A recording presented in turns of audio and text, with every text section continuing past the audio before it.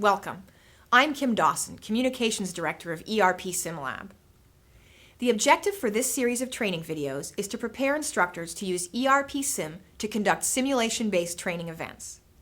They comprise the bulk of the training needed for instructors to be successful, but must be augmented with hands-on practice and additional follow-up training. In this first introduction to ERP Sim, we will put ourselves in the position of the typical participant of a simulation event. We will learn, as the participant would, the basic mechanics of the simulation, the business context, and those parts of the ERP software which we will need to master to get access to information and make our decisions. To accomplish this, we will familiarize ourselves with what is known as the Manufacturing Intro Sim, the simplified version of the manufacturing simulation that will allow us to first learn the basics. Later on, we can explore the advanced options that are available. ERP Sim is a unique business simulation technology developed at HEC Montreal Business School. It enables the simulation of near real-life business contexts of large corporate information systems. There are other simulation games that allow participants to take a strategic view of an enterprise, but ERP Sim is closely coupled with an enterprise system, namely SAP. Participants must use the actual ERP system in a way that is very similar to how they would do so if they were working for a company that used such a technology. So what is it exactly that ERP Sim does if it is entangled with an ERP system such as SAP? ERP Sim serves three functions. First, it provides a population of customers with various preferences and price sensitivities so that the participants of the simulation have a reasonable buyer's market that responds meaningfully to their decisions. Second, ERP Sim automates some of the business functions that are more clerical to free participants to focus on decision-making processes. Retaining this data, but generating it automatically, enables the full experience of the ERP system. The value of detailed reports and decision support tools that exist in the system are not sacrificed or trivialized.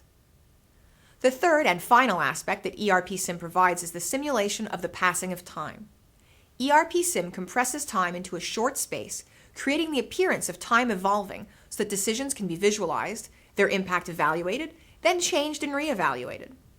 Every minute, the simulator reads data from the ERP system to examine the decisions taken by the participants and writes new data according to the outcomes of those decisions. For more information about the history and purpose of using simulation games and how to use them as teaching tools, watch the companion videos available on our website. In this first business simulation, you will experience the complete business cycle from planning through to sales, also sometimes referred to as a full cash-to-cash business cycle. In the manufacturing sim, participants must operate the full business cycle, plan, procure, produce, and sell of a make-to-stock manufacturing company, specifically a manufacturer of muesli breakfast cereal. During the simulation, you will take control of this company and make all key decisions.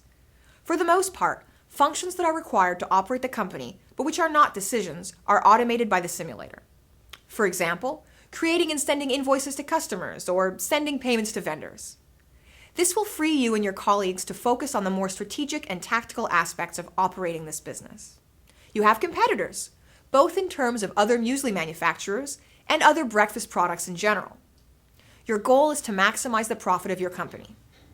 You will operate this company for 90 simulated days, split into 3 rounds of 30 days each.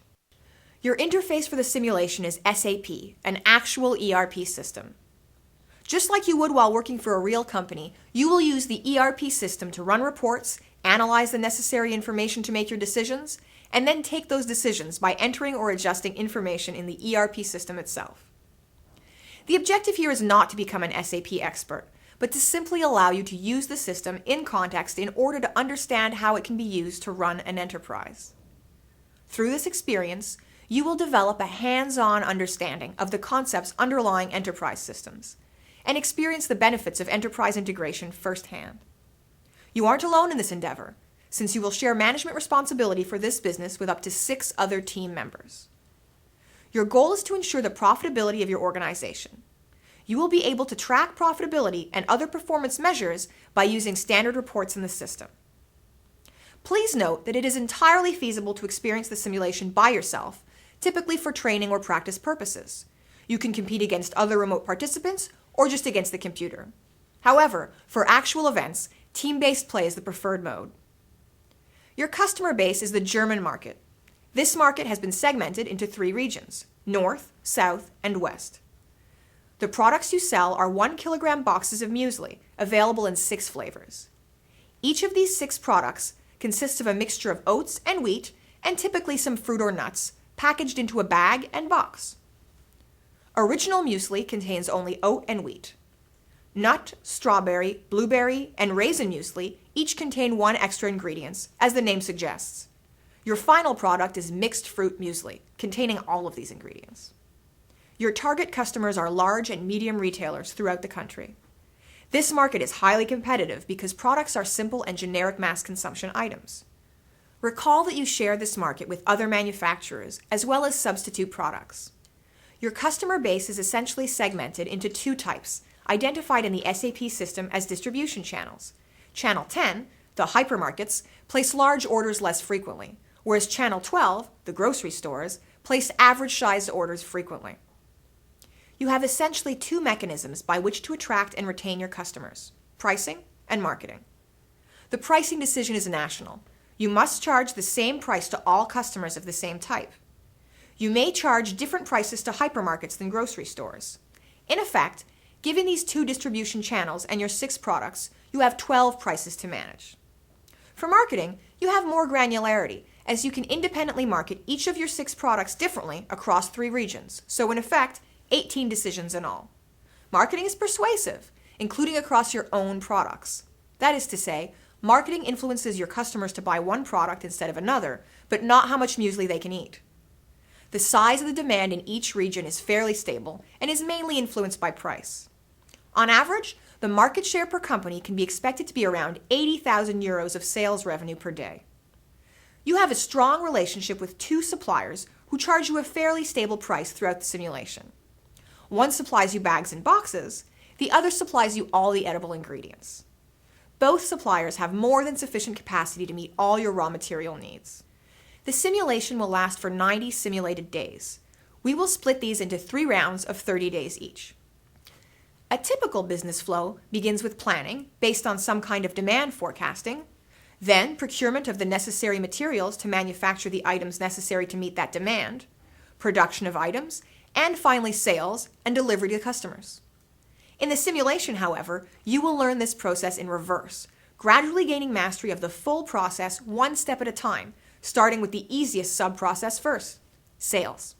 Consequently, you will begin the simulation with inventory of both finished products and raw materials.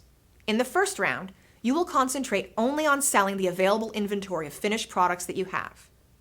In the second round, you will additionally learn how to manufacture additional inventory of finished products. And in the third and final round, you will learn how to replenish raw materials and adjust your planning strategies.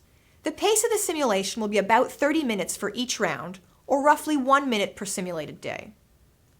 Since we have products with a fairly long shelf life, any inventory at the end of a round is carried over and remains available for sale at the beginning of the next round. Due to the competitive nature of the industry, customers will not place advance orders for a product that you do not have in stock. They'll simply purchase from somebody else. Remember, your sole objective is to maximize profit. Your shareholders are not interested in your market share, only that you generate profit.